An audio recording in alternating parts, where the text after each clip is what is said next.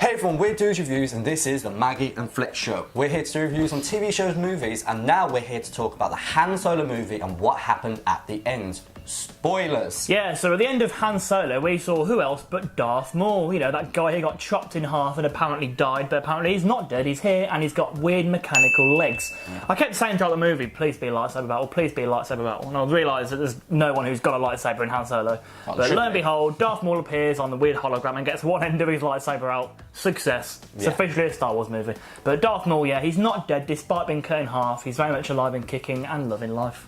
So basically, all you need to know is Darth Maul is a very interesting and popular character with everyone that watches Star Wars. Now you need to know that he intertwines with some of the biggest characters in this galaxy and more or less is very important to a select few of, even the Jedi as well. Yeah. He's more or less, he links a lot of things together, and now we're here to basically describe why he actually links together. Basically. So more or less, he has been cut in half and he can survive with half a body. Who knew?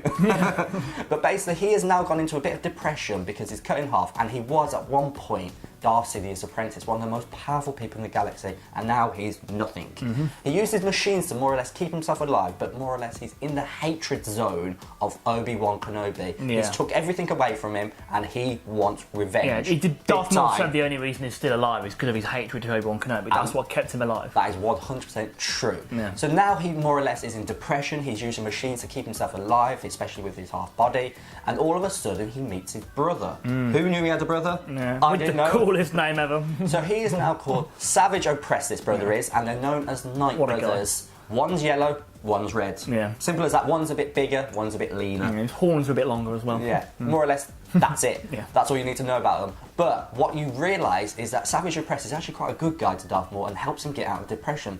Way to go for him. But then, all of a sudden, they've done a good thing and then they decide to do a bad thing and start a crime syndicate. They're going to take over the world, the galaxy, anything they can to get revenge on everyone, especially that Obi-Wan character. Yeah, so the crime syndicate is called Crimson Dawn. Now, we see quite a lot of Crimson Dawn in the Solo movie. We don't realise how important it actually is. So in the Solo movie, there's Dryden Voss, who we can establish is quite high up maybe in Crimson Dawn. Yeah. Then we've got Kira below him, and we assume Darth Maul above both of those. So if there is a hierarchy, we imagine Darth Maul, Dryden Voss, and probably Kira. Yeah. And even Kira, she has that brand, doesn't she, on her arm? So it's already established in the galaxy, this Crimson Dawn. She's committed. She's well, or is she? No. Yeah, but they've already established people know them, people fear them. People in the galaxy know what's going on. They know of Crimson Dawn. So Darth Maul and Savage Opress have started their, overthrowing of the Empire. They have indeed. Get all their revenge. Now this leads on to what happens with Crimson Dawn. They end up more or less taking over, stealing,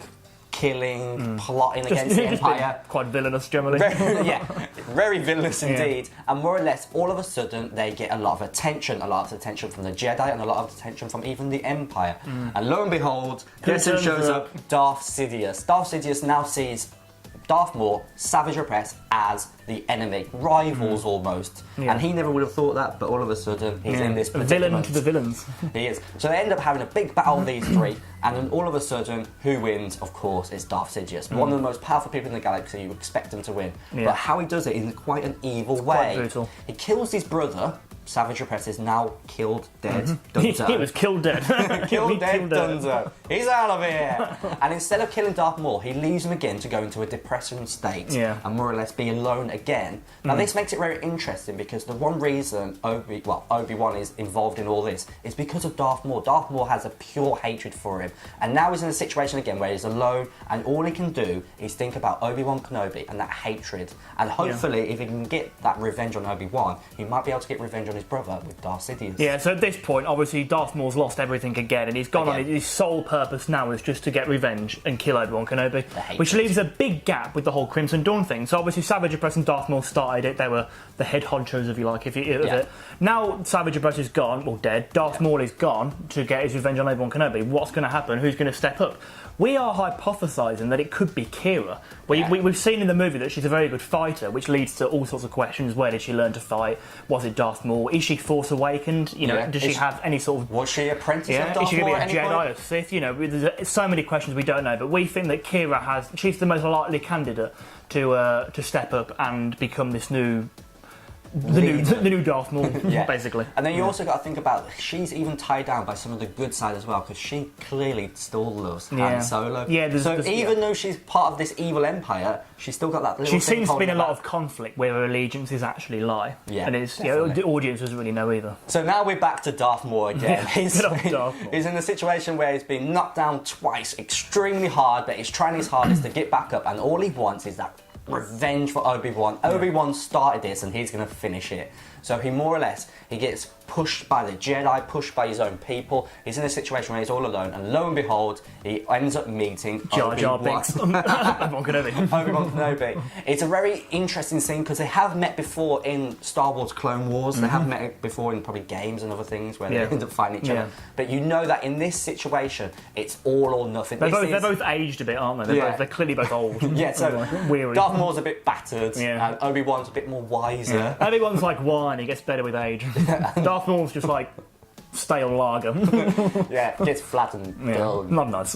Not nice at all. So they're both in a situation where one's clearly in their prime, one's desperate, but you never knock off a desperate person because that's when they're most dangerous. To lose. Yeah, exactly. This is everything he's been waiting for. So they've got this face-off. It's really intense. They're staring at each other down. Literally a face-off. For ages. They're looking at each other. They know that it's going to be all or nothing, and all of a sudden, with one foul swoop, Obi-Wan kills Darth Maul. But in quite a nice way, he catches him as he falls and then looks at him. He knows that this has been such a big part of Obi-Wan's life as well. Obi-Wan, his master got killed. Qui-Gon Jinn got killed by Darth Maul. They've got a crime syndicate where they killed loads of innocent people. That's from Darth Maul as well. And even the link between Darth Sidious and stuff like that.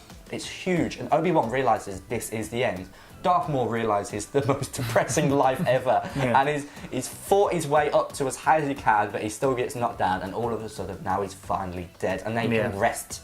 Even though he didn't get his revenge or anything like that, it's all over. He doesn't have to work or try and have any more depressing things happen to him. So now he's in a situation where Obi-Wan is now there to protect the Chosen One, which then will lead on to the next story arc. This is all linked in with all the other stuff. But now you know how important Darth Maul was. He's part of the crime syndicate, he's part of Obi-Wan. Will Obi-Wan come back because of him?